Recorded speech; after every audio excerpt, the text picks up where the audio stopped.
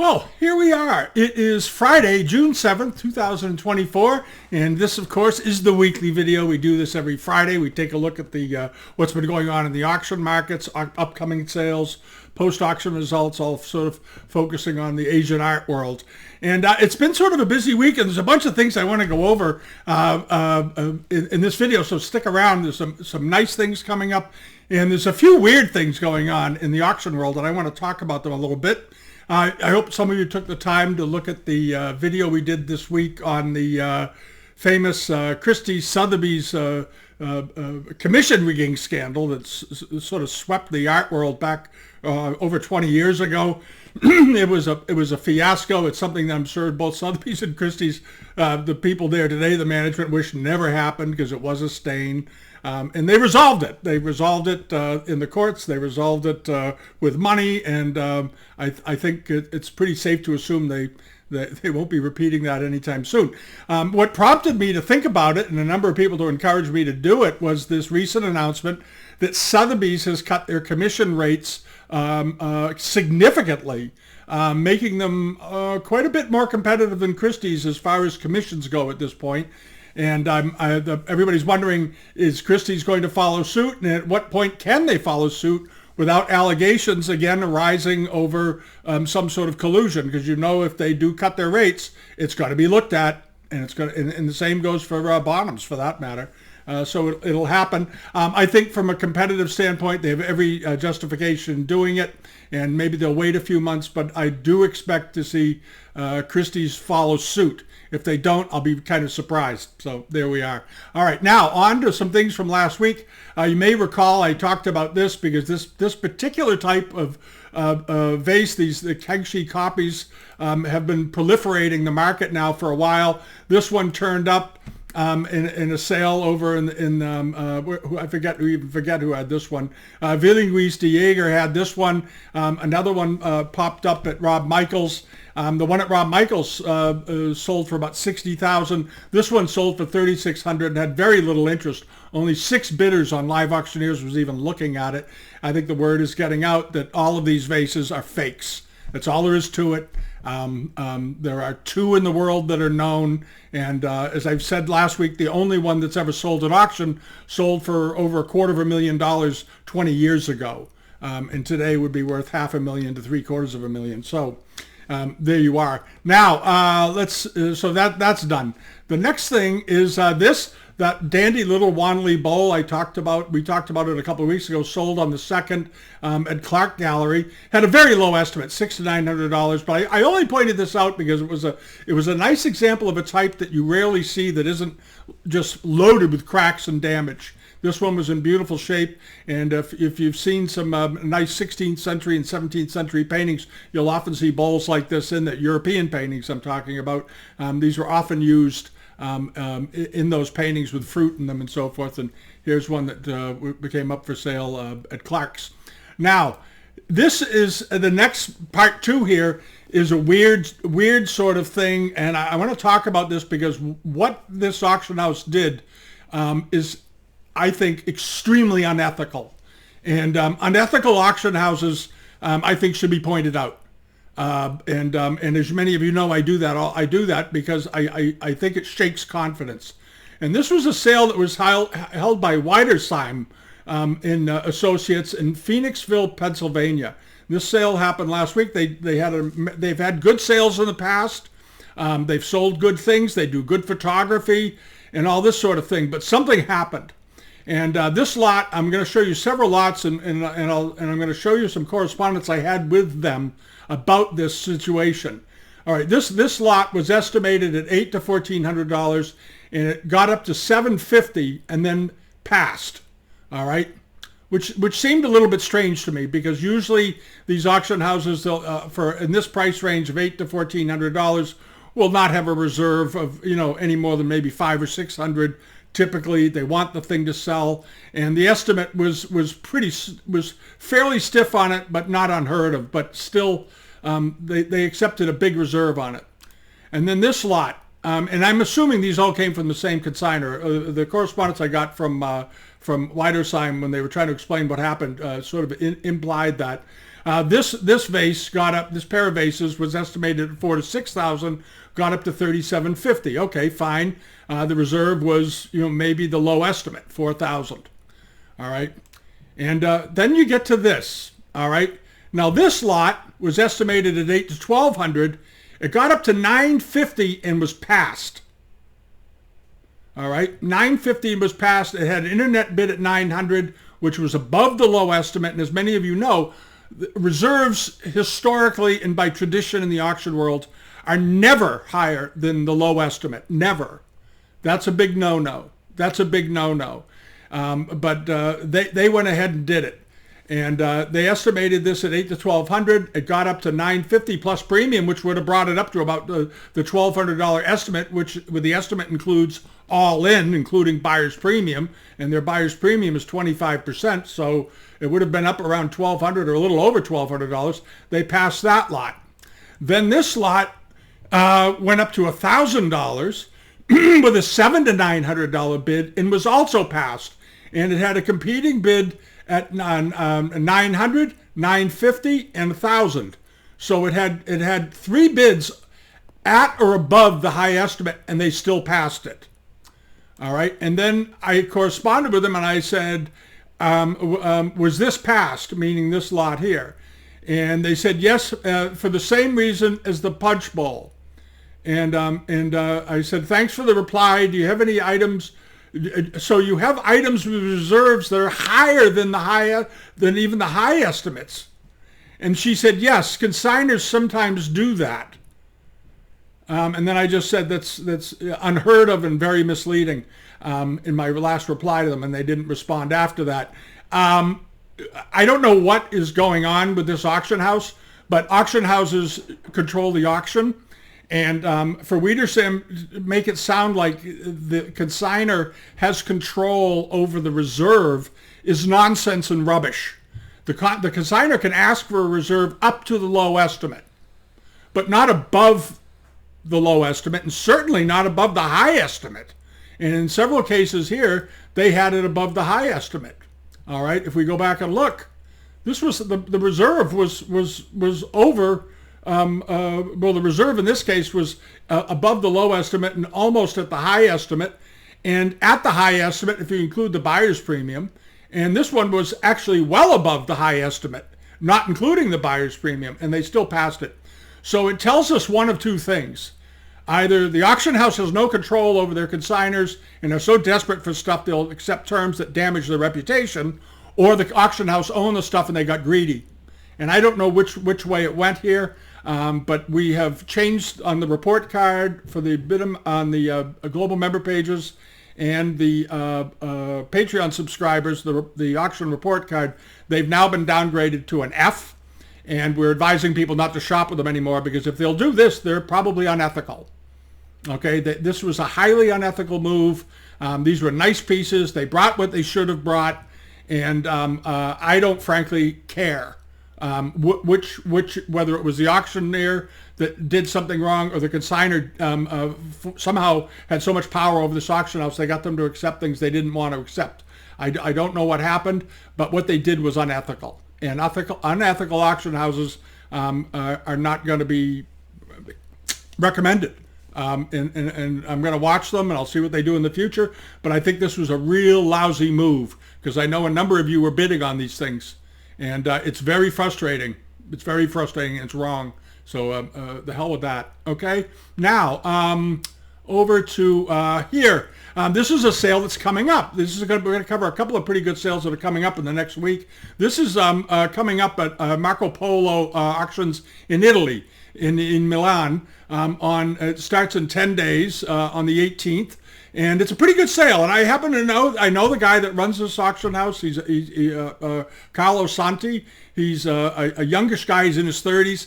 And he's worked in the trade for a long time. And he's trying to start his own auction business. He's had several auctions. Some of you have followed them. He's learning his way. I think it should be encouraged because I think he's a fairly straightforward guy. I'm sure he'll screw things up too, like all auction houses do from time to time. But in general, I think he certainly has good intentions. And he's got a nice looking little sale coming up here on the 18th. A little bit of everything, lots of jades. There's some very nice coral at the beginning of it, as you can see. There's one that's extremely complicated. This one here, a Momo coral. This is large too and very unusual. It's estimated at $15,000 to $25,000. It's worth it because it's so big and complicated, and the color is very, very good. But we'll look at a few other lots. There's this, a nice Blanc de Chine Dewa figure of a Guanyin. It measures about 8 inches tall. It's estimated at 12 to 1,500 euros. And it's got a starting price of 1,200. What was this made? Probably early 19th, late 18th century. It's a nice one, though, and it looks to be in very, very good condition. So if you're a Dewa or a Blanc de Chine buyer, this is a nice one. This looks like a pretty good one. I looked at the underside of it. It looks exactly like it should look. There it is. Looks fine. All right, for that era. And it's probably, I would think it's worth 2,000 to 3,000, but we'll see. And then this, he's got a nice little Femi-Vert seated Buddha figure. It looks to be a 19th century example, but it's very, very attractive. It's 8 inches, also about 8 inches tall. I love the facial expression on this. It's very nice. The colors look good, and so forth. And what's the estimate on this? 8 to 1,200. It's very, very attractive. It's got a flat bottom, and you can see a little bit of the cloth where they form them. If you look at the bottom of some of these Buddha figures and statues in porcelain, people will often say, gee, how come it has like a cloth pattern on it? Well, because when they prepare them and make them, they do it on a table with sort of a burlap cloth. It leaves a pattern in the bottom of the piece. So when you flip it over, you can see it. In this one, you can see it very clearly, these lines. And they go in both directions. And that's so that when you're done forming the piece, you can get it off the table, because porcelain clay can create sort of suction onto a flat, even, smooth surface, and you have to just practically destroy the piece to get it off the table. So this way, they could lift it up, they peel the cloth off gently, and this is what they get. And of course, the hole in the bottom is to let air out during the firing process so it doesn't crack the body as it expands and contracts. But at any rate, 8 to 1,200 euros seems like a reasonable buy. People love these Buddha figures. And as I said, this one has a very nice face. He's got a real happy face. I like him. And then over to this, a nice pair of hat stands, 19th century, a very, very attractive pair. And they're a mirror pair. They look like they're in very, very good shape. Estimate of $500 to $700, $500 opening bid. They should get beyond that. They should bring $400 to $600, $500 to $700 a piece. So this would be a pretty good buy. And one of the things to think about, of course, when you're buying it, if you're buying in Italy, talk to Carlo, talk to people over there about shipping, of course, before you do. But also notice that he's got a lot of small things in here, because shipping little things is, of course, much easier and less expensive than shipping big things. So you always want to keep that in mind. And then there's this. This is a nifty. They just described it as a painting of a tiger, obviously. Came from the collection of Professor Ferdinando Cappelletti. And I don't know who he is, so maybe one of you have heard of him. But this is a terrific painting. And they didn't identify it. And of course, this could either be Japanese or Korean, not Chinese. And I think this certainly looks like a Korean example to me. The way the face is done, the way the tail is curled, and the details of the fur. But this is one of the nicest Asian tigers I've ever seen. I think this is a really, really good painting. It's probably done during the 19th century. It could have been done in the 18th, but it has so much charm and character because it's almost an exaggeration of some of the other tigers that they did. The Japanese, when they did tigers, typically looked more like real tigers. And they did some that were phenomenal. There was one I can't think of his name off the top of my head, but he's a Japanese artist that made his career painting tigers. But this is a very nice classical sort of cartoon tiger that the Koreans were known to do. They loved them. There were lots and lots and lots of tiger paintings done in Korea. But this is one of the nicest ones I've seen. It's got a pretty stiff estimate, just $2,500 to $3,500, but not for what this is. This is not your typical, $1,500 Korean tiger. This has great color, great animation. I obviously like it, so I won't beat it to death. And again, Ferdinand Cappelletti. I don't know who he was, but he had nice things. And then there's several of these paintings in here. And one of the things you might ask if you're interested in these, there's 3 paintings that are sort of in this style that are framed. I assume they all came from the same person. You might want to talk to the auction house and see if they could unframe them, and would these still roll up, or are they dry mounted on a back? If they're not dry mounted, I would for the cost of shipping, if you're in the United States and you want to buy this, I would investigate whether or not they could get this out of the frame for you, roll it up, and then ship it. It would be, you'd probably save $800 on the shipping bill. Any rate, it's only estimated at 8 to 1,200 euros. It's very, very attractive with a starting bid of 800 euros. I think this is a nice painting. Certainly looks to be a early 19th or late 18th century painting. Lots of kids, sort of a 100 boys thing going on here. One boy here is riding a goat through the middle, and it's sort of like Mom's Day. It looks like a giant daycare center. It's sort of amazing, and these root carving, and of course they're in this beautiful garden landscape, with a terrace scene.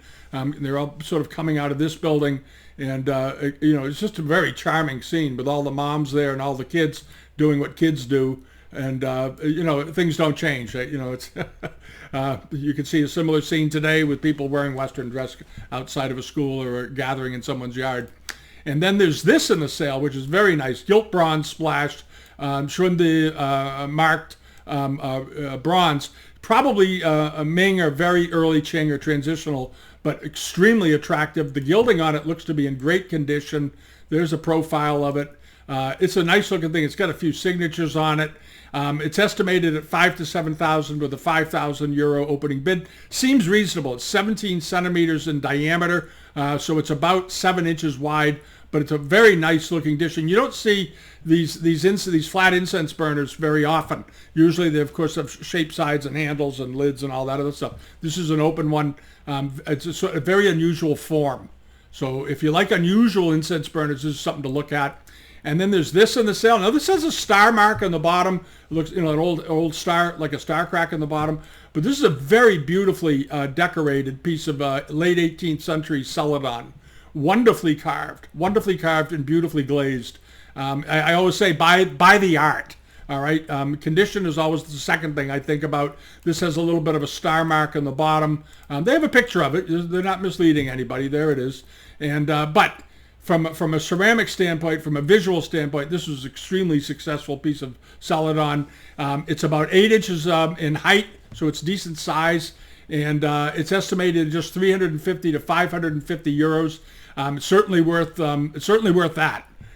Even with the star crack, and without the star crack, this would be probably a $1,200 to $1,500 celadon. I think it's very, very nice, and it looks like it was probably done in the late 18th century. All right, and then over to this nice big Kangi covered blue and white jar with a Fu lion on top. Very nicely done, and looks to be in good shape. You want to get a condition report. There's the bottom of it.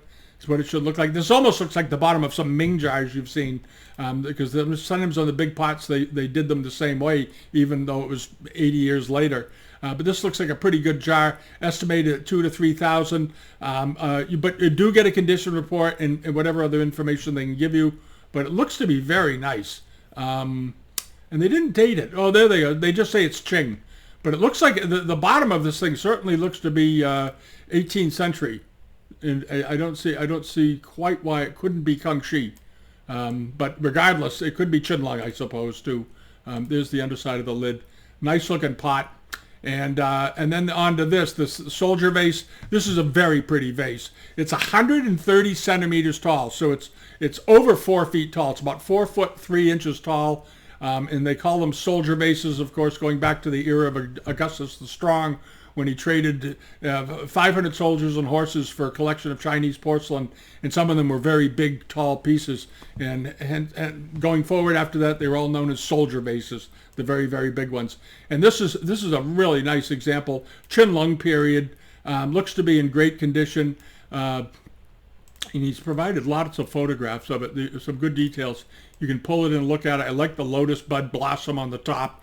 This decoration here looks very good. And they've got this sort of cafe ground. When I first saw this, I thought, have they added, I thought maybe something from the photograph looking back at it, it looked like they had put a bronze collar on the vase and then decorated it. And it's not, it's in the porcelain. And it's almost like faux bois. It sort of tricks the eye. There's the bottom of it. Again, not too dissimilar from that blue jar we just looked at. That's why I said it might be Chunlung. It looks Kangi, but it could be Chunlung, because here's the same type of base right here. But very nice colors, very nice famille rose enamels. Estimated at 8 to 12,000 euros, which is reasonable. Similar examples have turned up of this type at Christie's and Sotheby's, and they brought 15 to 25,000, sometimes even more. So I think his estimate is completely in line. Again, condition reports, check it out. Nice looking pot coming up. And the last thing is this piece of jade. I think this is a late Qing jade, but it's a very attractive 2 snuff bottles carved with the stand. In other words, these aren't separate from the stand. The stand and the 2 bottles, other than the lids, were all carved out of a single block of stone. They don't come off. In other words, it comes as a unit, as they say. There it is. All right. The lids do lift off, obviously, but the stones are all part of it. It's all integrated.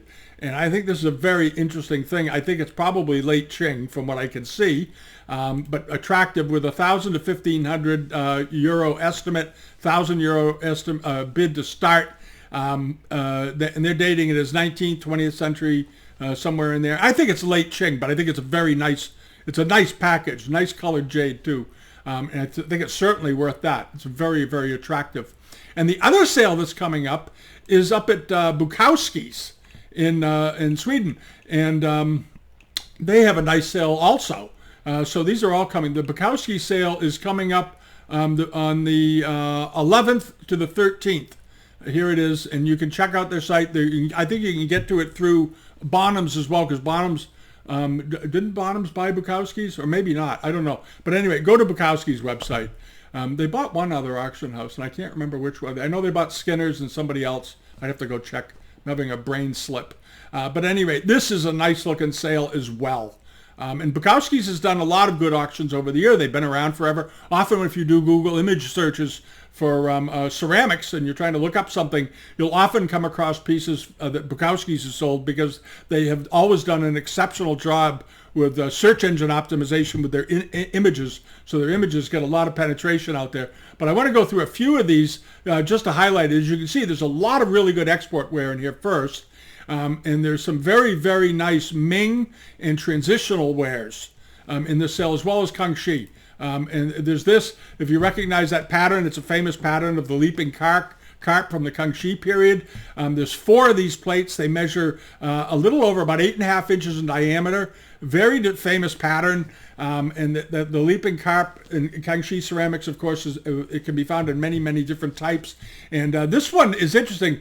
SEK, just so you know, Swedish krona, is at 10 to 1 to the US dollar, roughly. So if something is marked 8 to 10,000 pounds or 8 to 10,000 SEK, it basically means $800 to $1,000, or they did it exact, 761 to 951. And this is for 4 of these plates.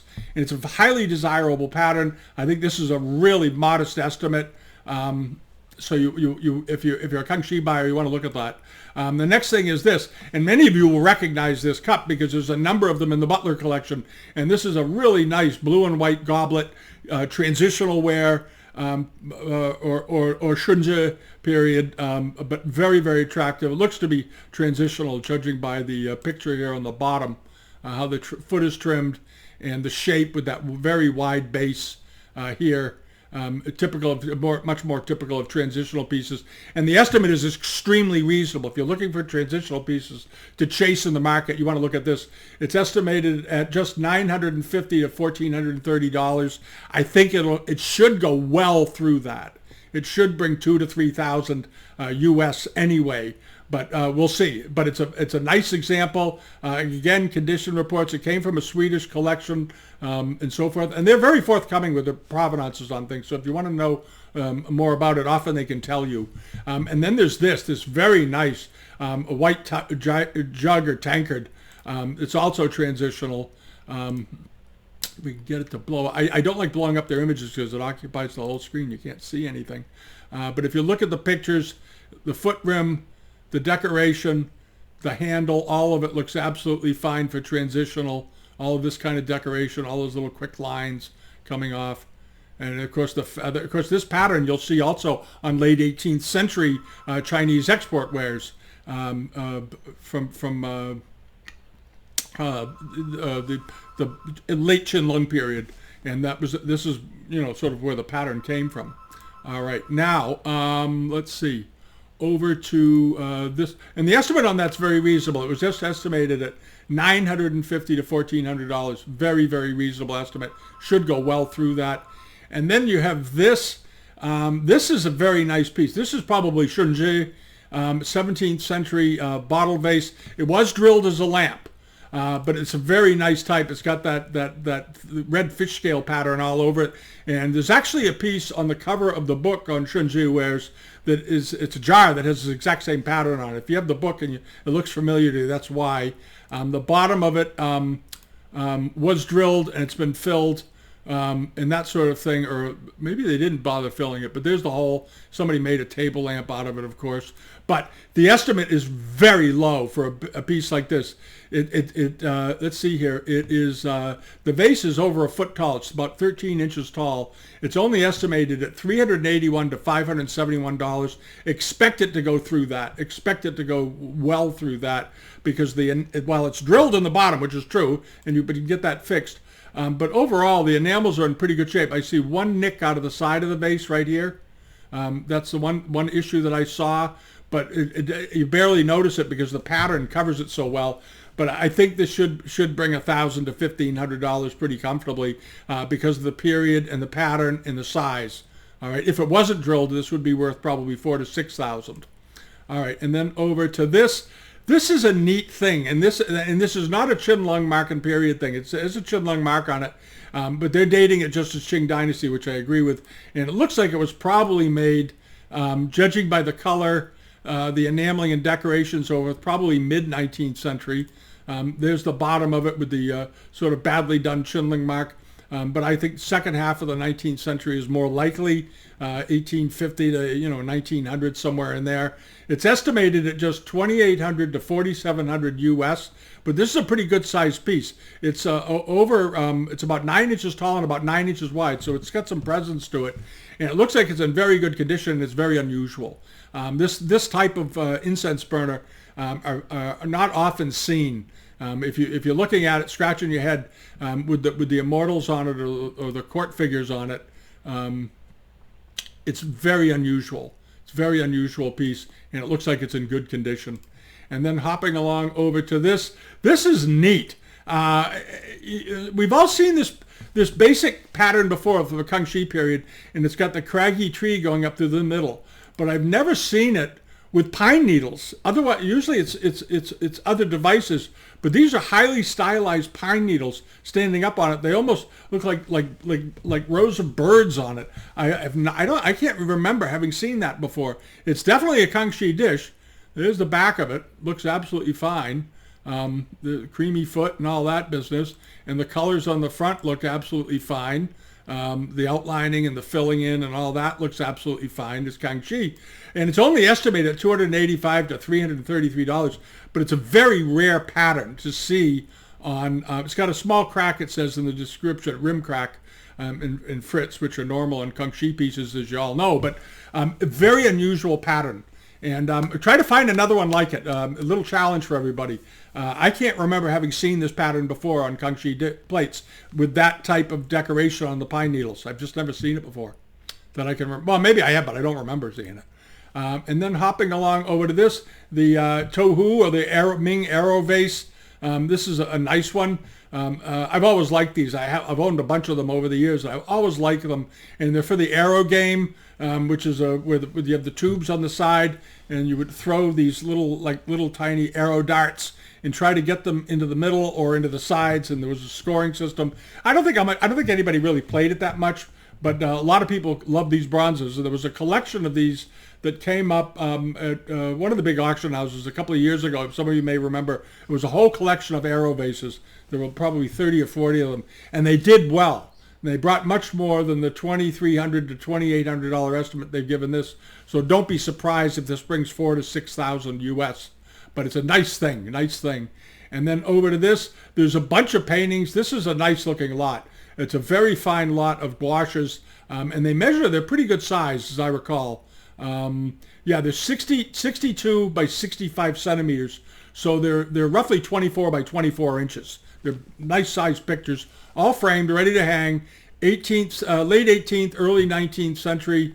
They're dating them as all late 18th century. They could have been done slightly after, but not much. But what's interesting about these, I want to blow these up for a second, because this is a school of art that was you'll find occasionally in old Chinese paintings that are free of people. There are no people in these paintings, none.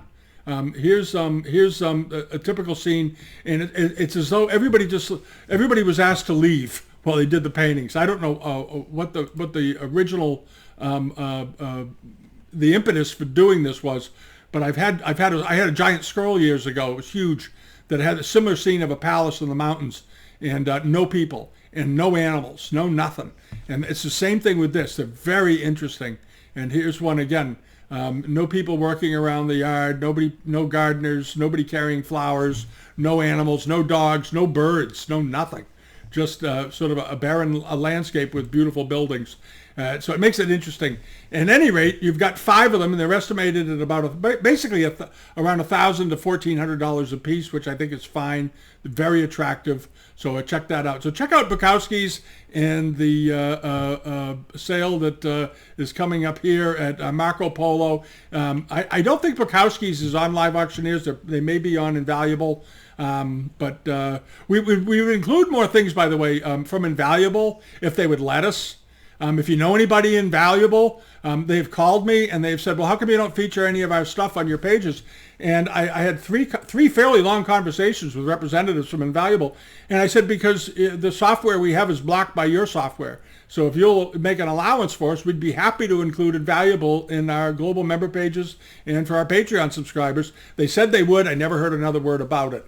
And for some reason, Invaluable is unapproachable. And they're based here in Massachusetts. The president of the damn company lives in my hometown where I grew up. Nobody cooperates there. So shame on them. They're missing out, because there are lots of people I think would like to shop there, and they make it impossible for you to share their information. So it's unfortunate. Anyway, that's just my little momentary gripe about them.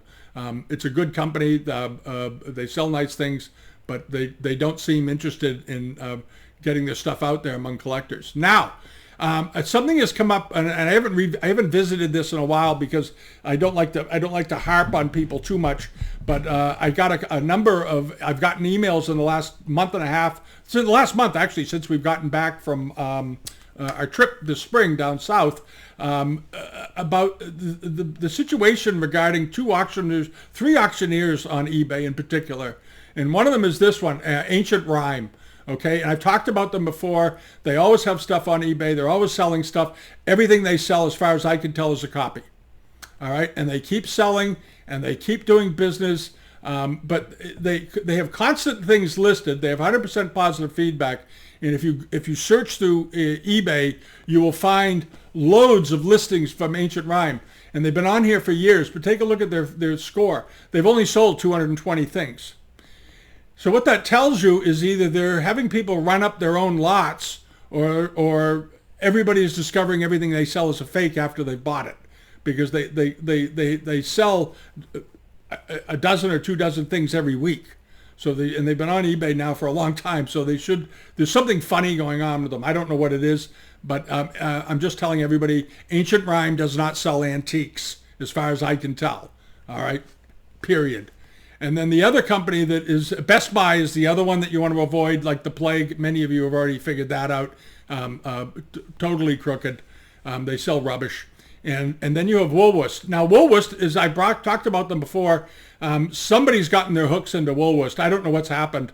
They started out as very legitimate auctioneers down in Rhode Island, and for the last couple of years, it seems. They've been getting fed unlimited quantities of copies of extremely rare Chinese porcelains.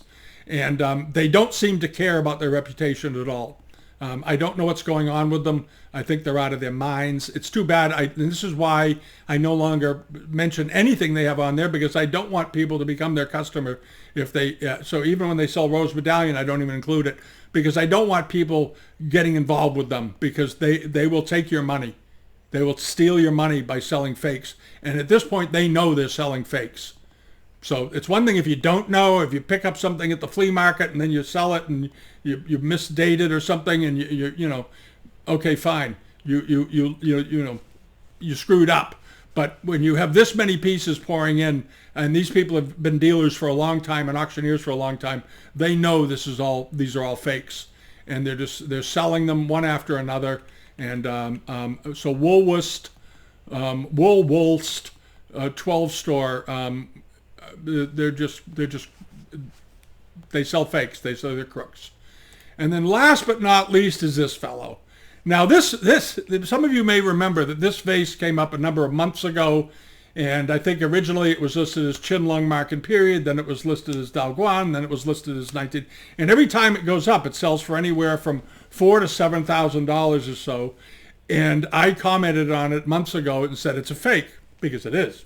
And he put something in here. He actually mentions me relisting due to fake comments of Peter Combs on Bidamount. Now, I made that comment when he had listed this probably 5 listings or 6 listings ago.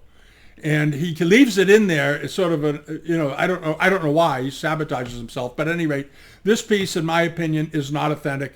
It's a type of copy that was done. The copies of these have turned up in other auctions around the world, just like the Kangi vase I talked about at the beginning. And this thing has been sold repeatedly for those amounts. And I don't understand how it hasn't been paid for at this point if it's been bid on legitimately, because I have some real doubts. That these pieces are getting legitimate competitive bids, and I'm going to show you why. And I don't know what's going on with this guy, and I'm frankly kind of surprised eBay hasn't booted his butt off of here. You have this listing here. This is current active listings. And you have the famous yellow jar. You have the blue dragon bowl. You have the red vase, the double fish vase, this vase, and this vase. And if you go to his post auctions from just last week, hold on a second. Here, this was June 2nd. This vase sold on June 2nd last week for $6,469. It's now relisted again. The Dragon Bowl sold for $688. It relisted again immediately. This sold last week for $2,213. Relisted immediately. Notice that there's only let's see, go back a couple. There's this. Closes in 2 days, closes in Sunday. All right, well, the last one sold on June 2nd, which means these all sold and were all immediately relisted. And I can see if one is sold and the buyer doesn't pay and notifies you right away and says, I'm not going to pay for it, and then you relist that. But when you have this many items automatically relisting, it indicates, now it's not proof, but it indicates that there's some shill bidding going on here. And he's running up his own lots and then hoping to catch somebody on the end. Because if you go back through his history, you have all of these, you have that. You had this on here last week as a buy it now that allegedly sold for $20,000. That is relisted as of right now. It's back on there as an auction item. Closed on June 1st. It was relisted the next day. All right. You have this vase, which I believe has been on several times. This is back up again, supposedly sold for $2,690, is relisted, and on and on. This is relisted. This supposedly sold on May 21st for $1,985, didn't get paid for, and that is now back up again. All right. And this is the kind of stuff that the eBay is supposed to be paying attention to, and they don't seem to be. And the last time, this is now up to, this has 2 days left to go, and it's up to 1,000. This vase is at 224. The fish vase is up to 102. This Who form vase is back up again. It's up to 191, 110, and this is up to 132. All right. there's something very fishy going on. And I think if somebody, if eBay looked into some of these sellers, they do a benefit to the site to just even if it's just to reprimand them and say, cut it out, okay? This is one of the reasons that people get upset with eBay, because they seem to go after people for little things, or if you're a day late on shipping, you get your account penalized. But if you shill bid and list nothing but fakes, you're perfectly fine. At any rate, my rant is over. There you go.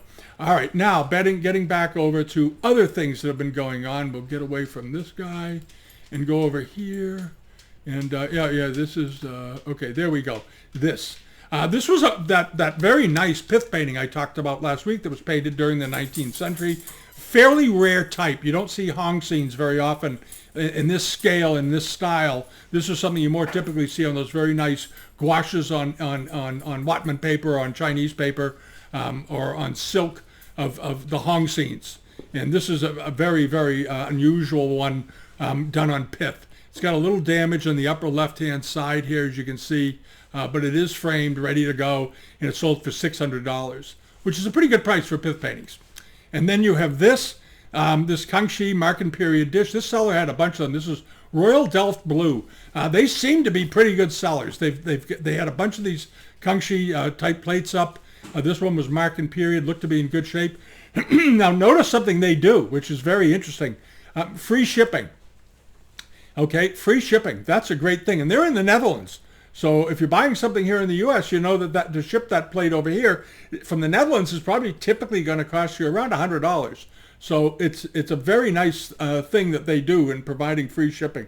So keep that in mind. Look for it. Maybe people will start doing more of it. And the same thing with this plate they sold. Another Kangi plate with a court scene. This is actually a charger. It was around 13 inches in diameter. Sold for $1,225. Very, very pretty plate. Nice condition, so forth. Liked it. And then along over to this, the Kutani birds, or Okimono statues that closed a week or so ago at Chamberlain Antiques.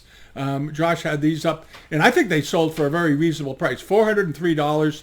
I think they're wonderful. Somebody commented last week that they had a similar pair at some point, or still have them, in last week's comments under the video, which I was fascinated to read about. So, and here they are again. So $200 a piece for those, I think, is sort of a wonderful buy. They're very pretty, and they have a very European look to them. That's the thing that struck me was that they're very similar to ceramics that were produced in Europe during the late 18th and into the 19th century, and especially the later 19th century for porcelain figurines and so forth that were so popular that were being made in Europe at that time. And here's something along that same flavor. All right, and then over here to this, Josh sold the Celadon white slip glazed bottle vase. It was only I think last week when we looked at it, it was only at about $50 or something. It wasn't gone anywhere.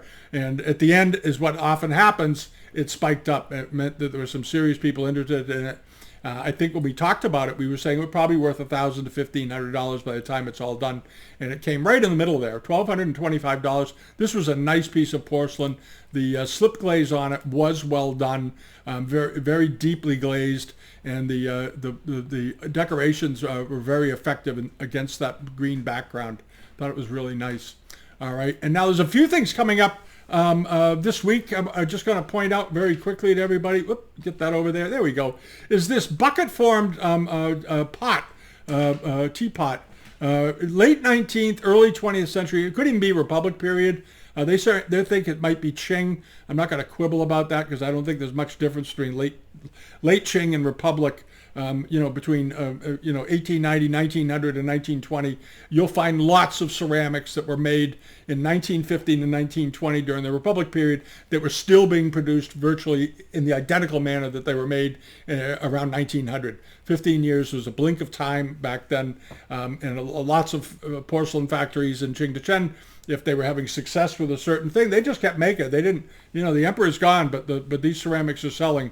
But this is a rather unusual form with this bucket hand and these flange end handles, so forth. It's got a wooden plug for the fill hole. Now that may have been added later. It may have had a porcelain one that got broken and somebody carved a wooden one for it. I'm not certain, but I like the butterfly pattern. And the butterfly and fruit pattern on this is a pattern that you see a lot of during the very early Republic period as well as the late Qing. So you could conceivably make an argument that it was made anytime between 1895, 1900, and in the 1920s. But it's still a nice thing, and it should do pretty well. What's it up to? $384. This should bring $600 to $800.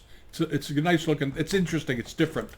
And then there's a bunch of nifty mugs up there. If you're a mug buyer, you want to look at it. Now, this is a form of mug that you've seen. The shape is very typical in the export forms. But, oh, look who we have. We have a guest. Come up here, Buck. Oh. Hello, Buck. Say hello. Hello. He's wet. He just came back from the beach, didn't you? Yeah. My wife just brought him back from his morning swim. There we go. The ocean here is still very, very cold, but he's settling in fine. He's about 5 months old. Buck, look up here. There we go. He's soaking wet. I could feel it going through my shirt. It's okay. There we go. All right. Anyway, back to the can. Yeah, I know. Yeah. Did you have fun at the beach? I think he did. He's tired now. This Chinese porcelain, they call them cans or mugs. You often see these in Mandarin, with Mandarin decorations. They'll get the blanket, they'll put Mandarin scenes, or rose medallion, or rose Mandarin, or rose canton, or something like this. This one has a dragon on it above a butterfly scene around the bottom. This is a very unusually decorated mug with twin dragons on it. And if you look here, there's the flaming pearl in between them. Nice looking mug. It closes on Sunday. It's only up to $22. It's a nice thing. It's being sold by a dealer in Whitman. It's Stubbsy Wubsy has this. Yeah. Okay. He's a good seller. And that's a nice mug. It should bring 175 to 200. And then there's this very nice little late 17th century, early 18th century Blanc de Chine plum blossom cup.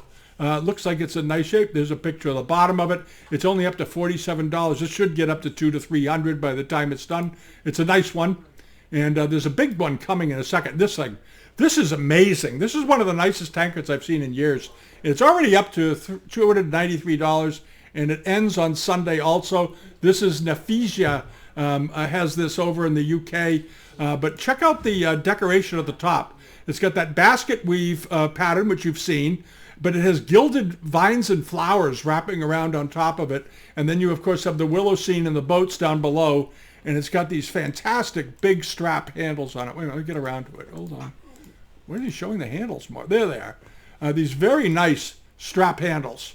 And these twin strap handles you see most often on giant cider jugs and so forth. You see them on export cider pieces. And this one has them on a mug. They did put them on bigger mugs. And often they're very badly damaged. And these look like they're in good shape. This one might have had a repair to it. I can't tell. You're gonna drink my drink? Get out of there, you. Come on, hop down. There we go. Yep, soaked. That's okay. It's summer. Anyway, this should jump up to $600 to $700 by the time it's done. I'm not sure, but and is that a monogram on there? It's got a monogram on it too. I didn't see that before when I first looked at this. Anyway, this is a nice mug and a rare type. The buildings are nicely done. Should bring $500 to $700, $600 to $700, somewhere in there. And then this is also Nephesia got this. He's got some decent things lately. Is this very nice Feiwa decorated seated figure. He's dating it as Kangi, which may be a little conservative. This could also be a late Ming example. It measures about 8 inches tall. It looks like it's in quite good condition. The face is beautifully done on it. I like the glaze. Overall, it looks good. It might have a few tiny little glaze repairs here and there. And I can't really see any, but I'm just assuming they're there. They often are. But the facial expression is good, and the pigments are all still intact. It's up to, let's see here. It's got one bid at 800 pounds or $1,000.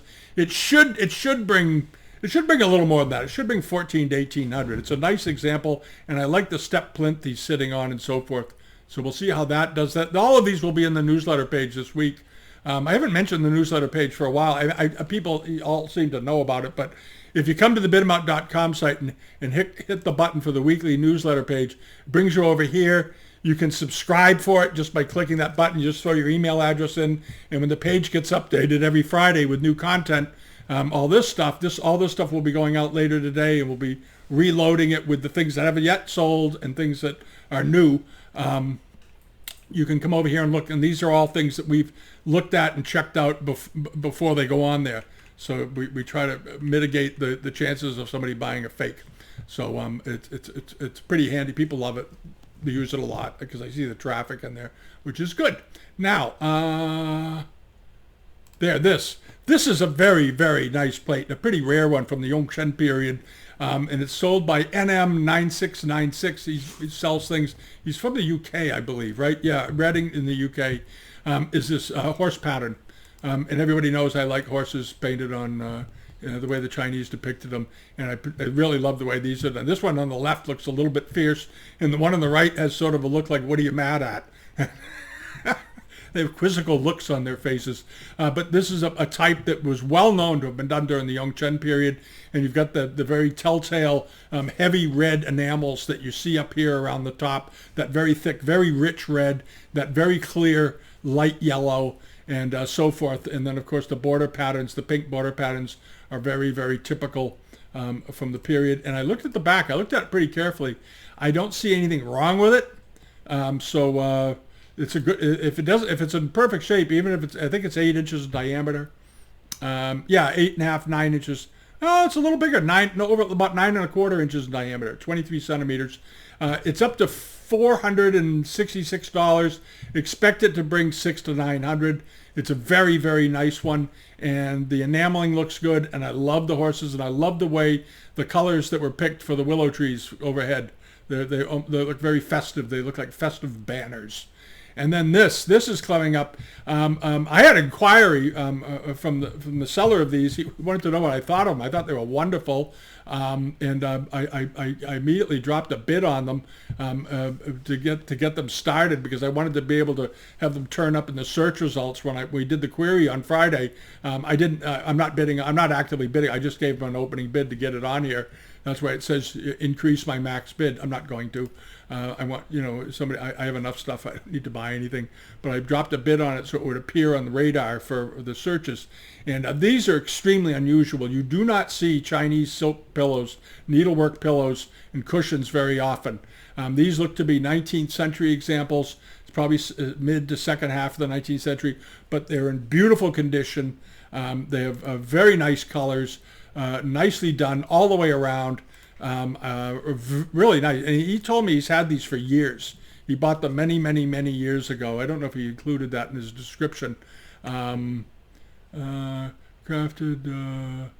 and he points out they were made for a wealthy person, which they would have been. Silk pillows like that are highly unusual.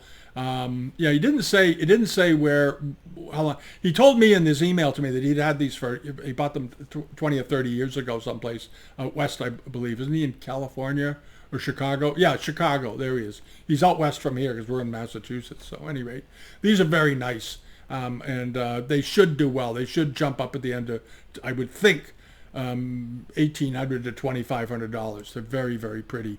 Beautiful red. I love the red on those. It's like a ruby red. And it's a pair. How often do you see those? You don't. This is what it amounts to.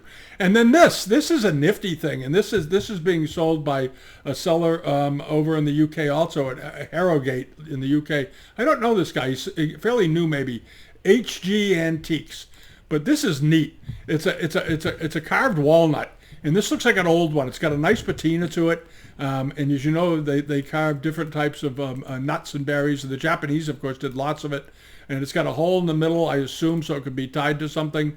Worn maybe as a toggle, but it's not Japanese. This is Chinese, but very nicely done. It's up to $10. It closes in 5 days. If you like oddball and funky carvings that are very sort of traditional, this is one of them. This is a nice thing. So you may want to give that a shot. And that'll be on the news. All this will be on the newsletter page. And then last is this. We've thrown a few things on there, and one of them was this. It's a very nice. We put up a screen and a Republic or PROC vase in this little Paktong box. that we bought. It's very, very nice. I love Pactong. That's why I put it up, and it's all signed, and it's got scenes on it. And it appears we feel it was probably made during the first half of the 19th century. I don't think it's 18th century, but I do think it's first half of the 19th. And it's extremely nice. Could have been used to hold opium or any number of things, but the script on it is excellent. The quality of the work is excellent. It's brass bound and has figural landscape, so I couldn't resist it. So I bought it, and here it is. All right, so that's about it for the week. I hope you found it interesting, and excuse my little rant a while ago about those 3 sellers on eBay, but it infuriates me when there are people selling, and that wider sign. It infuriates me when auction houses that know better and people that are selling know better and do it anyway, whether it's misrepresenting or misleading with reasonable estimates and then having reserves higher than the estimates, or in the cases of where you have a guy like Woolworths who had a great reputation for selling antiques, have gone now to what I call the dark side and are selling fakes. Just sort of stomping all over their reputation and not caring. And I just don't, I'd never understood it. I don't understand it yet. And that's all there is to it. So excuse my little rant, or rants, but I'm going to keep pushing those kinds of things and hoping that it'll make a difference to someone. All right. Have a great weekend. We'll be back next week. We're working on other videos. The global pages and the Patreon pages got loaded up this week. There's a whole bunch of sales over in the UK.